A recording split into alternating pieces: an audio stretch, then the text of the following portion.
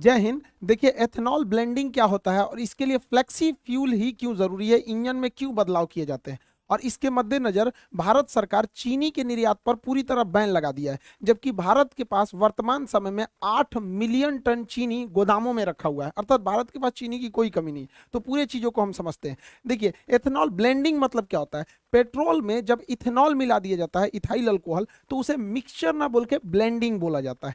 ये फायदेमंद होता है, इससे थोड़ा सा पेट्रोल का पैसे बच जाते हैं। इसमें 85% जो होता है वो पेट्रोल होता है, 15% जो होता है इसमें इथेनॉल होता है। हालांकि भारत सरकार का टारगेट है कि 2025 तक इसे 20% इसमें एथेनॉल मिला देना है, और एथेनॉल मिलाने की क्रिया को एथेनॉल ब्लेंडिंग कहते हैं। ऐसा क्यों किया जा रहा है? क्योंकि भारत के पास बहुत ज्यादा ऑटोमोबाइल इंडस्ट्रीज है। हमारे पास दुनिया में 3rd नंबर पे हम लोग आते हैं ऑटोमोबाइल सेक्टर में। हमारे तरफ भारत में कई अलग अलग टाइप की व्हीकल्स बनते हैं, जिसमें 26 million vehicles per year Bharat में बनाए जाते हैं। इस 26 मिलियन व्हीकल में से लगभग 5 मिलियन व्हीकल्स हर साल 5 मिलियन व्हीकल्स हर साल हम लोग निर्यात कर देते हैं। तो हम लोग के पास जो 26 मिलियन जो बच रहा है यहाँ पे टोटल ओवरऑल, मतलब अगर भारत में देखेंगे तो लगभग 20 मिलियन गाड़ियां हर साल बन रही हैं, और उसमें जो फ्यूल पड़ रहा है वो पेट्रोल से आ रहा है। और पेट्रोल हमारे पास तो होता नहीं, हम लोग 80% पेट्रोल जो है वो बाहर से ही मंगाते हैं। अब जो पेट्रोल बाहर से आ रहा है वो तेल के कुएं या रीक से आ रहा है, ये गल्फ कंट्री के पास है।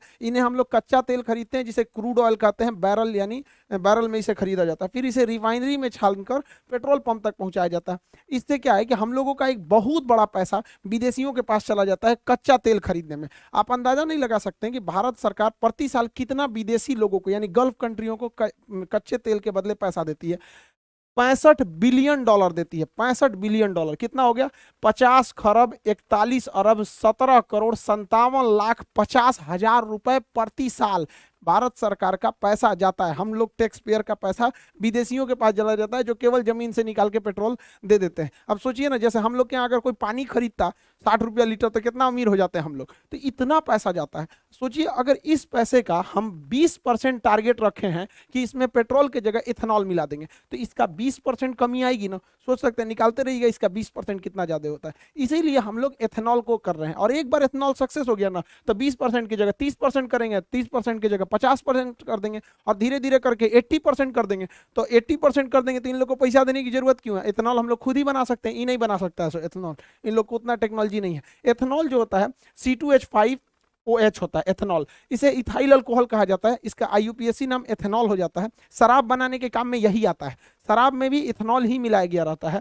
और जो हम लोग देखते होंगे सैनिटाइजर होता है, उसमें भी देखिएगा 70% इथेनॉल लिखा रहता है। सैनिटाइजर में भी इथेनॉल ही होता है। इसे फर्मेंटेशन यानी किण्वन विधि द्वारा बनाया जाता है, और इसे पेट्रोल में क्या किया जाएगा? मिक्स कर दिया जाएगा। टारगेट है 20% को मिक्स करने का। अगर ये सक्सेस हो गया तो इसे बढ़ा के हम लोग 50% भी ले जा सकते हैं। लेकिन जब बढ़ाएंगे लोग तो उसके लिए हम लोगों को अपने इंजन में बदलाव करना पड़ेगा, क्योंकि अभी जो हमारी इंजन है वो कंप्लीट डीजल और पेट्रोल पे चलने के लिए डिजाइन की गई है। लेकिन जब हम लोग उसमें एथेनॉल मिलाएंगे तो इंजन में हल्का चेंजिंग करना पड़ेगा। ऐसे इंजन के लिए हम लोग फ्लेक्सिबल इंजन बनाते हैं, और उसमें जो फ्यूल पड़ेगा फ्लेक्सी फ्यूल। तो भारत सरकार काफी सख्त निर्देश देने वाली है कंपनियों को कि उनको एक टाइमलाइन दे दिया जाएगा कि इसके बाद आपको फ्लेक्सी फ्यूल वाले इंजन यानी फ्लेक्स इंजन ही बनाने पड़ेंगे। याद कीजिए 2018 का जब समय था, 2017 में 17 के लास्ट में सरकार ने कह दिया था, सुप्रीम कोर्ट ने आदेश दे दिया था कि अब BS3 की गाड़ियां नहीं चलेंगी, सब चलेंगी BS4। रातों रात बेच के हटाना पड़ा कंपनियों को। उसी तरह सरकार भी इन लोगों को अभी वार्निंग दे रही है, फिर कभी सख्त आदेश देगी, उसके बाद एक बार फैसला सुना देगी, तो सारी कंपनियों को अपने BS6 के जगह फ्लेक्सी फ्यूल डालना पड़ेगा। इससे काफी ज्यादा फायदा होता है फ्लेक्सी फ्यूल से। सबसे पहला कि प्राइस घट जाएगा, पेट्रोलियम का प्राइस इसलिए घटेगा क्योंकि बाहर से मंगाना नहीं है, हम लोग का प्राइस घट जाएगा। दूसरा कि फ्लेक्सी फ्यूल अगर रहेगा, एथेनॉल रहेगा, तो एथेनॉल में पोल्यूशन कम होता है। आज जो ग्लोबल वार्मिंग प्रदूषण की समस्याओं को हम लोग लेके झूल रहे हैं, उनके लिए एक काफी अच्छा ये किफायती रास्ता हो जाएगा हम लोग के लिए एथेनॉल ब्लेंडिंग। और इसके लिए हम लोग को एथेनॉल का प्रोडक्शन बहुत बढ़ाना पड़ेगा। प्रति वर्ष 500 करोड़ लीटर एथेनॉल का उत्पादन करना पड़ेगा। सोचिए 500 करोड़ लीटर। अब इतना एथेनॉल का उत्पादन करेंगे तो रोजगार भी मिलेगा। बाहर अगर अकेले बिहार में 4 से 5 एथेनॉल प्लांट लगा दिए गए, इससे हजारों लोगों को रोजगार मिलेगा। देखिए, रोजगार डायरेक्ट कम दिखता है, इनडायरेक्टली बहुत ज्यादा लोगों को रोजगार दिखता है।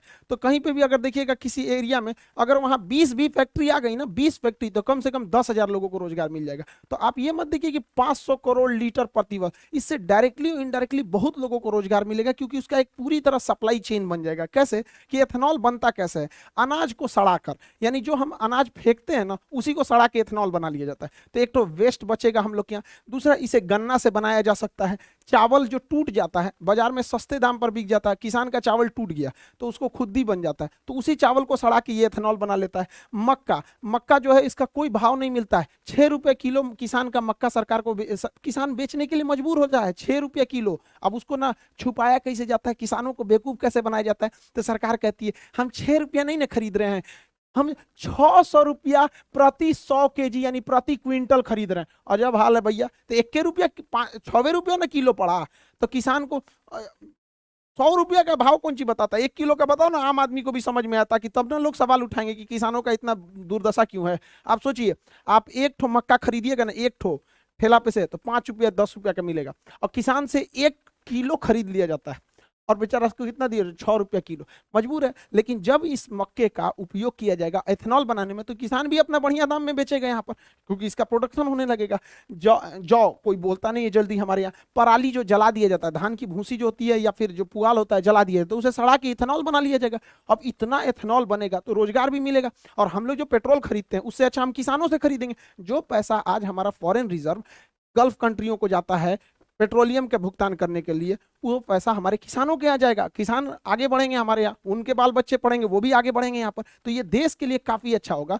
इसलिए भारत सरकार को इस पर बहुत ज़्यादा मतलब प्राइम फोकस करके रखा हुआ है भारत सरकार। लेकिन एक बार जरा अपने दिमाग से सोचिए, ये चीज़ तो पूरी दुनिया में सक्सेस है और भारत में भी सक्सेस होगी, तो धीरे धीरे गन्ना शिफ्ट हो जाएगा किधर, एथेनॉल प्लांट में, और जैसे गन्ना ज़्यादा एथेनॉल प्लांट में शिफ्ट होगा, चीनी का प्रोडक्शन घटेगा, उसका प्राइस बढ़ जाएगा। तो भारत सरकार को एथेनॉल और चीनी दोनों को बैलेंस करके रखना है। इसलिए भारत सरकार ने चीनी के निर्यात पर बैन लगा दिया, कहा कि हम चीनी बेचेंगे ही नहीं, क्योंकि फिलहाल जो चीनी है उसी को हम लोग स्टॉक करके रखेंगे, ताकि हम जो आने वाले सीजन में जो गन्ना निकलेगा उसमें ज्यादातर गन्ने को एथेनॉल प्लांट में भेजा जाएगा।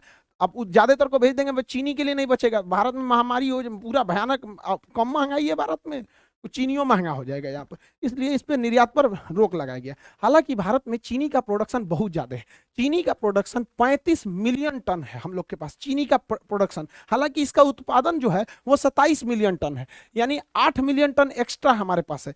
35 मिलियन टन उत्पादन है, 27 मिलियन टन चीनी का उपभोग है। चीनी का डेली रेगुलर बेसिस पे उपभोग होता है हम लोग के यहाँ, चाय में होता है, बिस्किट में होता है, तरह तरह की कैंडी मिठाइयाँ छोटे बच्चों के लिए खाने के लिए आता है, लेमचूस उमचूस, यहाँ पर मिठाई देखिएगा, जलेबी, रसगुल्ला, जितना सब चीज़ में चीनी पड़ता है हमारे यहाँ चीनी। और जो पैकेट वाली सामानें बिकते हैं, कभी मंच तुका दुकाई, कीट कैट उट कैट, ये सब छोटका लड़का ज़्यादा जानता होगा, सब हम लोग को कौन सी पता है ये सब, मतलब वो सबको।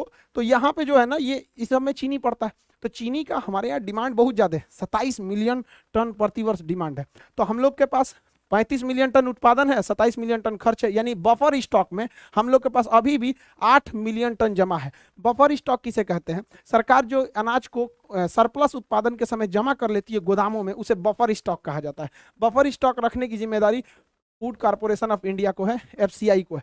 बड़े बड़े गोदाम होते हैं, इसी में रखा जाता है, छोटा मोटा नहीं, बड़ा सा गोदाम होता है, इसे ही कहा जाता है बफर स्टॉक। इसलिए भारत सरकार क्या की है, फ्यूचर प्लानिंग में बैलेंस न गड़बड़ाए महंगाई का और सप्लाई का, इसलिए इस पर बैन लगा दिया गया। अभी आप देखे होंगे चीनी पे बैन लगा दिया गया, गेहूं पे बैन लगा दिया गया, चावल पर बैन लगा दिया, क्योंकि टूटे हुए चावल से भी मेथनॉल बन जाता है। अभी तुर्की जो है गेहूं को वापस कर दिया, देखिए बहाना करके कि इसमें वायरस था।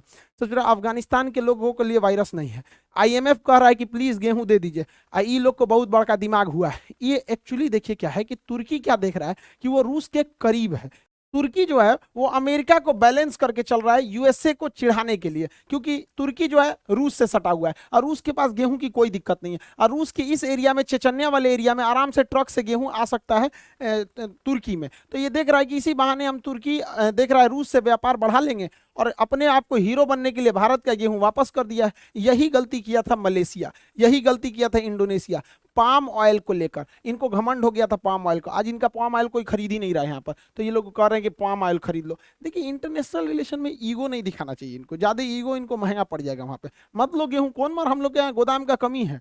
तो आप ये समझ गए होंगे कि एथेनॉल ब्लेंडिंग क्या है, फ्लेक्सी फ्यूल क्या है और क्यों हम लोग इसको ज़्यादा प्रमोट कर रहे हैं। ये अच्छा भी है, हमारे बचे हुए खाना या जो अनाज बर्बाद हो जाते हैं, अनाज टूट फूट जाते हैं जैसे चावल वगैरह का दाना, तो उसे इजीली इसे दोबारा फर्मेंटेशन यानी किण्वन करके बनाया जा सकता है, जो काफ़ी अच्छा भी है यहाँ पर। इससे देश को भी फायदा होगा, फॉरेन रिजर्व बचेगा। और आप लोग के लिए जो इतना भी एप्लीकेशन के क्लासेज हैं वो सब इनरोल कर दिए गए, दोबारा एक्सेस दे दिया जाएगा आप लोग को।